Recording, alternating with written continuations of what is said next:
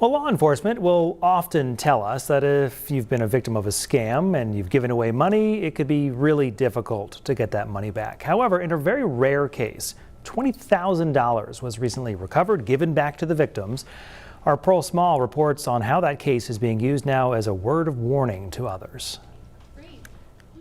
Sarah Thomas was working as the branch manager of Androscoggin Bank in Gray on November 7th. Oh, thank you so much. When an elderly couple approached her about a transaction they had recently made. My client came in and felt really uneasy. They told Thomas they'd clicked on a pop-up ad on their computer, which offered them a refund of around $200 for an antivirus software they had downloaded. But when they claimed the money, it looked like about $20,000 had actually been deposited into their account. And an agent immediately called them in a panic and asked them to go to their bank, take out the extra money, and wait for someone to come pick it up. Which they did, and then afterwards decided to ask Thomas for help.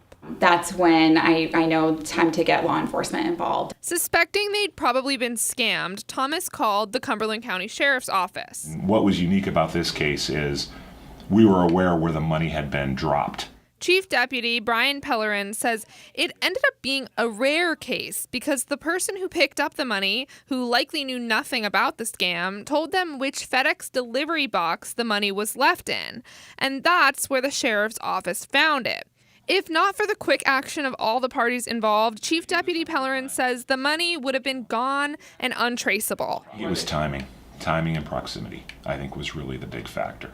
Pellerin says scammers use guilt and pressure to make people think they're doing the right thing in the moment.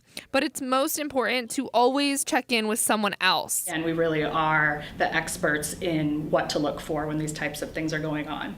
Emily Hobbs has been working in fraud at Androscoggin Bank for more than 10 years, and she says all bank employees are trained to spot these crimes. And we try really hard. We do everything we can to protect somebody, get back the money, whatever it is that's going on in that particular situation. But Hobbs says it's most important to start asking questions before you give away your money, because happy endings like this don't happen often, even though this time they're glad it did. Yeah, I would say I definitely have clients for life now.